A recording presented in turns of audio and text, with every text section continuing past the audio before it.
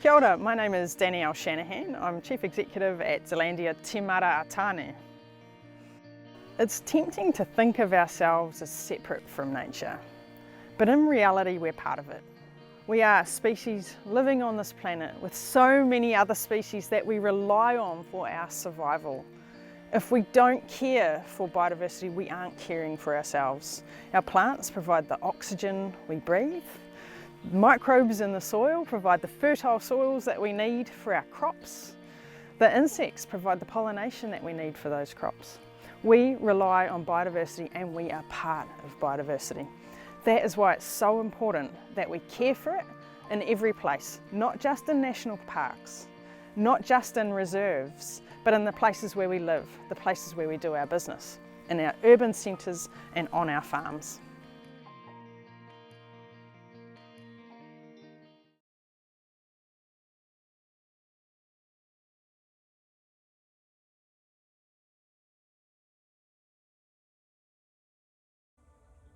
Kia ora, I'm Sam Gibson, or Sam the Trapman. I'm from Tairawhiti on New Zealand's mighty east coast, and I'm a bushman. I do a lot of work on farm. I do a lot of work looking after our native forests as well. Controlling introduced species on farm is incredibly important to native biodiversity. What we find is that the likes of deer, goats, possums, rabbits and hares, they eat a lot of our native vegetation, which we're trying to hold on to on farm because it's an incredible soil protection mechanism, but it is also an incredible mahiakai resource. When we look at the likes of introduced predators such as cats, stoats, ferrets, rats, etc., they are responsible for eating a lot of our bird life. So on many of our farm systems, we're lucky enough to have kiwis still present, Whio in our streams. We've got an amazing array of small bird species, but when those introduced predators are present, they disappear really quick. So it's our job as farmers to protect those species through controlling those introduced predators. The flip side of controlling introduced feral species such as deer and goats is that it actually increases our farm productivity. We don't want to be carrying extra stock units.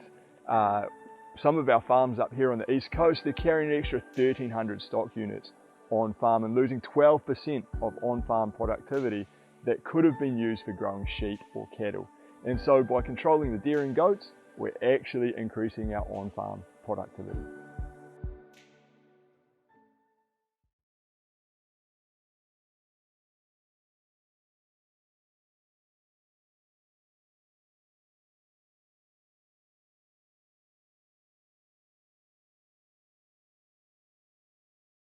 Healthy waterways on your farm relies on the whole catchment, so try to work in with others in your catchment to get better outcomes.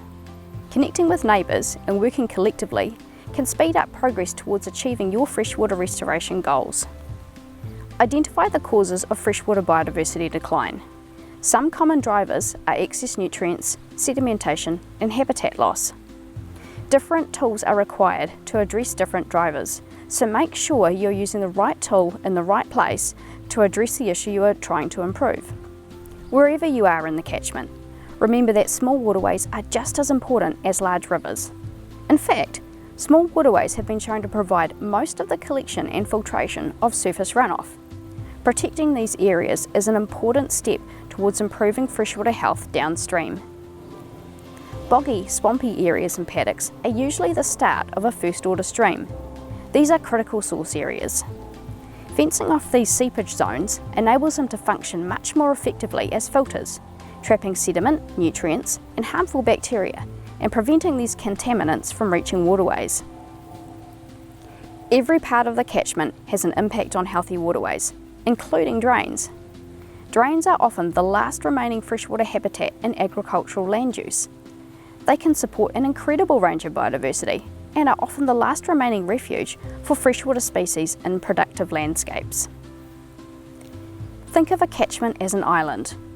Freshwater species that don't migrate into salt water are restricted to the catchment and are vulnerable to habitat loss and degradation of freshwater within the catchment.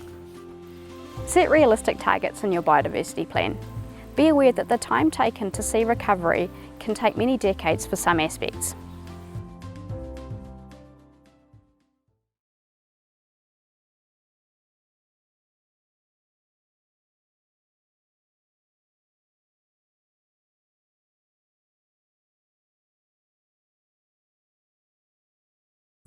Mahinga kai is the practice of harvesting food and any work associated to harvesting, producing or taking care of food.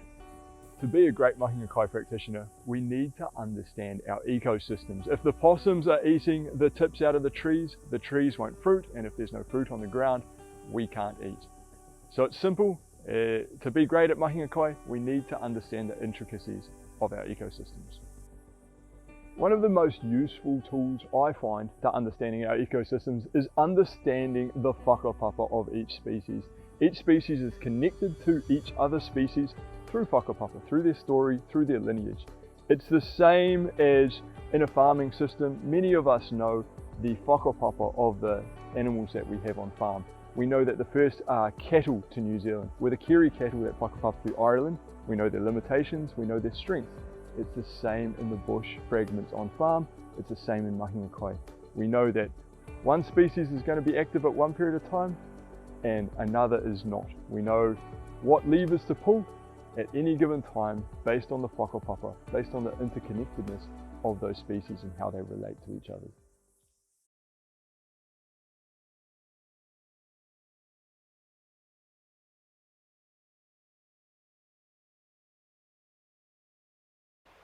Having a biodiversity plan is really important for you as a farmer and how you manage your biodiversity. It allows you to think about what your values are on the farm.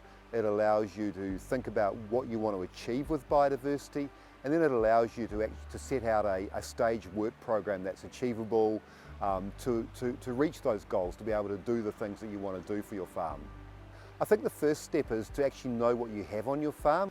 You also need to understand what the biodiversity is, because unless you understand what native plants and animals you have on your farm, it's then really hard to understand or to make plans for how you might manage it. It's also really important to understand what's in the wider landscape.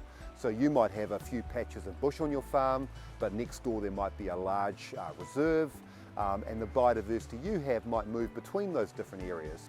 You can then start thinking about, well, what are the factors that threaten your biodiversity? What are the things that might constrain your ability to achieve your goals? Those might be plant pests or animal pests. They might be a lack of seed sources. They might be the nature of the climate. And so you can then build those into your management. And then I guess the final step is then say, okay, we understand what we've got. We understand where we want to go to. We understand what the threats are. So therefore, what are the management actions you might do this year, next year, and I think 5 years is a really good planning cycle. What are the stepping stones you need to do to reach that long-term goal?